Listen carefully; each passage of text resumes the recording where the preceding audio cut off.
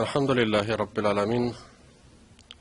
Vessalatu vesselamu ala abdihi ve rasulihi Muhammedin ve ala alihi ve ashabi ecmain. Barcha maqtov damlovlar Alloh taolaga tegishli. Payg'ambarimiz Muhammad Mustafa sallallohu alayhi va sallamga, uning sahobalarına, tabi'inlarga, ham ularning yo'lini davom etuvchilarga Alloh taolaning marhamatlari bo'lsaydi. Bugun biz Aşulanma cennetli bulursan deyilgen hadisini qarayacaqbız. An Abi Hurayra radıyallahu anhu enne raculen qala lin-nabi sallallahu aleyhi ve selleme awsini qala la taghdab faraddada miraran qala la taghdab. Abu Hurayra radıyallahu anhu'dan rivayet etilgen bir kişi Peygamber aleyhisselamdan kengash bir deb so'ragan.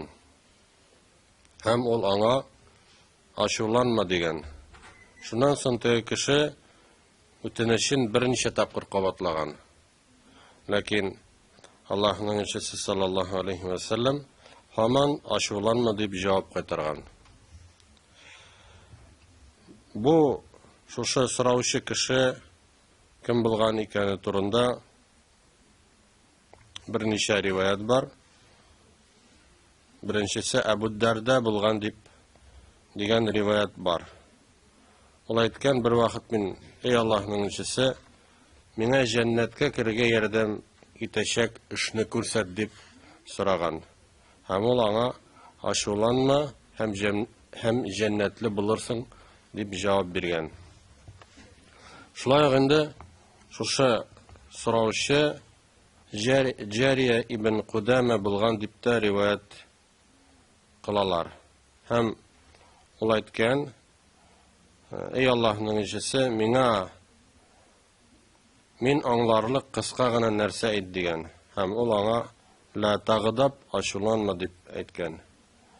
Shundan so'ng bu so'rovni birinchi taqir qavatlagan, ham hamon ul la taghdab ashulanma deb qavatlagan. Demek bu işrak bir necha taqir bo'lishi mumkin. Ko'ramizki, bunda bu hadisda musulmonning axloqiy surati tasvirlana. Musulmon sabr eta, agarda ona so'rov bilan murojaat etilar ekan, u endi ularga javob bera, shu so'rovchilarga ham Mına Peygamberimiz sallallahu aleyhi ve sellem o'zining misolida sahobalarga ko'rsatgan nechik bularga tegishgan musulmon kishi.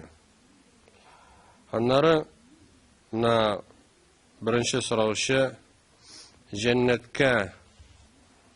jannatga kirtatirgan yo'l so'ralgan. Nechik etib jannatga kirgan ekan. Ham Peygamber aleyhisselam ona ashulanma deb javob bergan. Demek aşulanma ol cennetke kiratirgan yoldur. Cennetke kiratirgan yol. Hem elbette Peygamberimiz sallallahu aleyhi ve sellem olunda en birinci nasuşa narsalarni turmuşqa aşırgan ol aşulanmagan kişilerinin kimçiliklerine, onlarning so'rovlarına hem elbette biz de o'zimizda shusha sifatni bildirsak, demak inshaalloh Allohning ne'matine, jannatine umidlana olacaqmiz. Chunki shusha o'zimizda shusha axloq sifatini tarbiyalaw, ashulanma sifatini tarbiyalaw ul bizni o'ngishga keltirajak.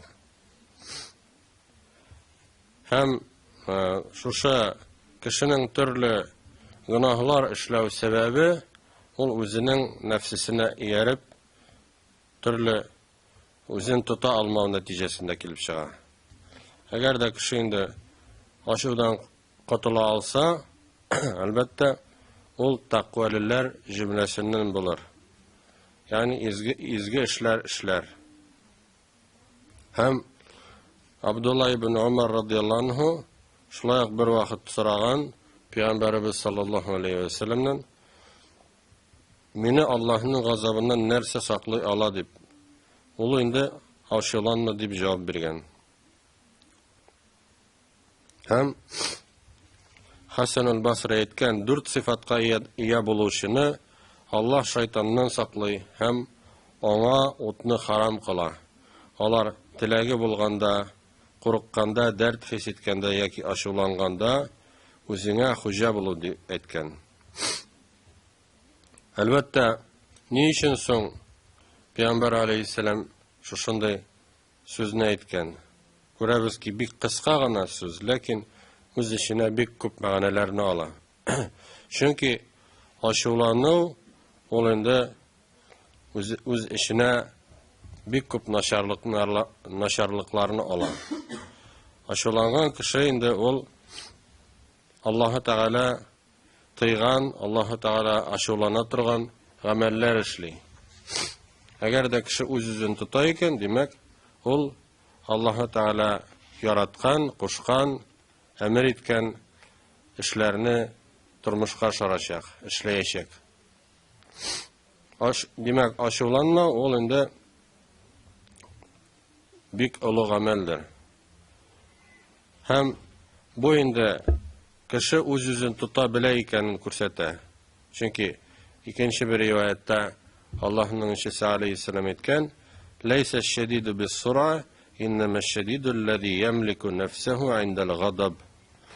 Күпләрне җиңүче көчле түгел, ачуланганда үзенә хуҗа булучы чын көчледер. Әлбәттә, кеше үзенең кыяфәте тәне белән ул кеше була алмый, инде үзен ничек тота, менә шул чын кеше була. Чөнки, мәсәлән, кайбер хайваннар кешедән көчлерәк, физик яктан зуррак, мәгәр инде кеше үзенең шушы нәфсияте белән, үзенең шушы үзенә хуҗа булу белән инде ул өстен була ала. Инде ачуның әлбәттә начар нәтиҗәләре бар. Беренчедән, ачу кешегә зарар китерә. Аның физик ягыннан, аңа физик яктан, рухи яктан, әхлакый яктан зарар китерә. Без инде күргәнебез бар ачуланган кешене. Аның кыяфәте үзгәрә, төсе үзгәрә. Яни, әле генә әйбәт кенә булып торган кеше кинәт инде кисәк кенә кызып китә дә инде, кулларын булгый башлый, нәрсәдер сөйли башлый. Яни, үз-үзенә хуҗа булмый. Аны алыштырып куйган кебек була. Һәм әлбәттә, ул инде Аллаһ Тәгаләне ачуландыра торган, ярамый торган сүзләр әйтә, гамәлләр кыла. Димәк, кеше башкаларны теле белән, кулы белән рәнҗетә башлый. Һәм инде менә аның шушылай үзен тотуы җәмгыятьтә кешеләр арасында шушындай киеренкелекте барлыкка китерә. Кешеләрнең аралары бозыла, дошманлык барлыкка килә. Шуның өчен дә безгә ачудан котылу юлларын карарга кирәк, белергә кирәк. Беренчедән, аның сәбәпләрен белү тиешледер. Ни өчен соң кешеләр ачуланалар? Моның сәбәпләре инде күп төрле, мәсәлән, тәкәбберлек, кеше үзен башкалардан өстен куя. Башкалардан көлү, мыскыл итү. Иң башта бит инде кайвакыт кеше шаярта башлый. Шаярта башлагачтан башкалар аның шаяртуын аңламаулары мөмкин. Һәм шушындай уен көлке ачулануга килеп барып җитә. Һәм шулай ук инде бәхәс, мәсәлән, ачулануга китерү мөмкин. Кешеләр инде юк нәрсәдән инде бәхәсләшә башлыйлар, аннары бәхәсләре инде ачуга әйләнә. Һәм әлбәттә, аннары менә шушындай начар нәрсәләр килеп чыга. Һәм ачудан котылуның төрле юллары бар. Инде беренчедән безгә сак булырга кирәк. Инде үзебез башкаларга карата сүзләребезгә игътибар итәргә, фикерләребезгә уйлап әйтергә. Чөнки телне Аллаһ Тәгалә безгә биргән, ләкин әгәр дә без телне инде телебезгә хуҗа булмасак, әлбәттә ачулануга барып җитүе мөмкин. Һәм шулай инде кешеләргә карата күркәм мөнәсәбәттә булырга, аларга ачык йөз күрсәтергә.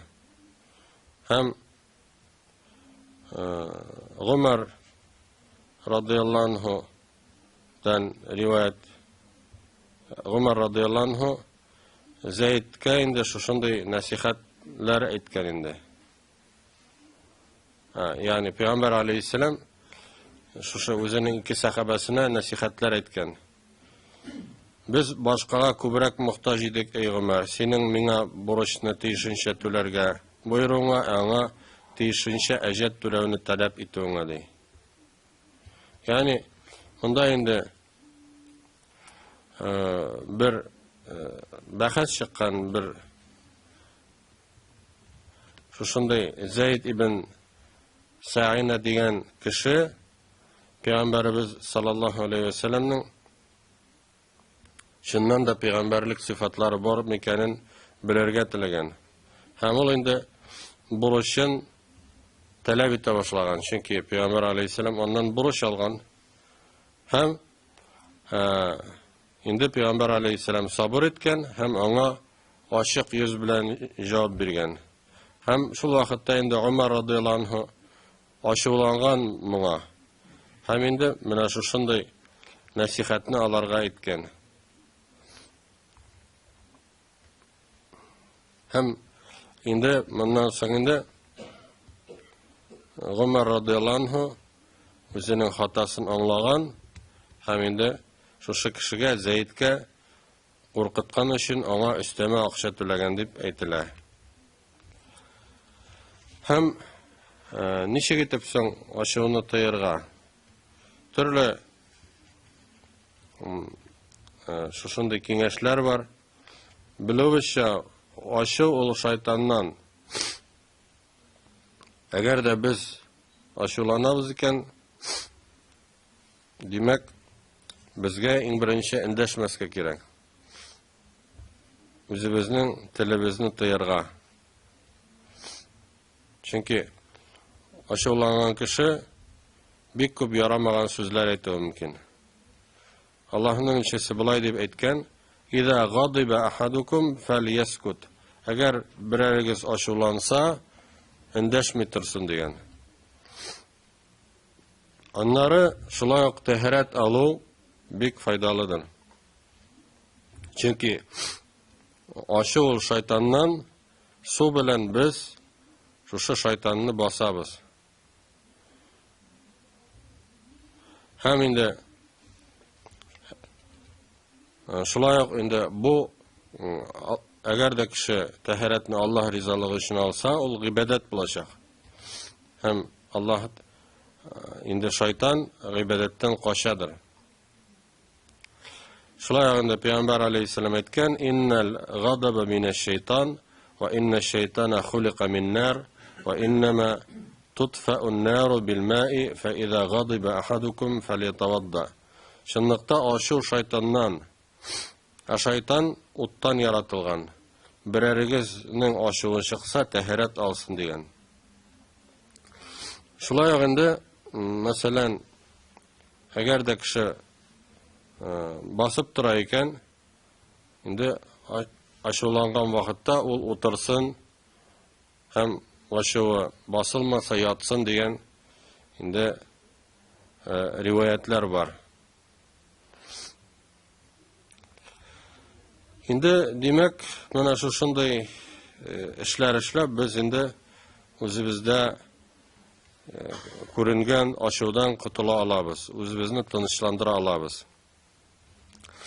Шулай инде әгәр дә кеше инде мәсәлән Allah Teala'nın şeriatı, Allah Teala tıygan нәрселәр эшләнсә, аңа киресенчә ачулану тиешледер.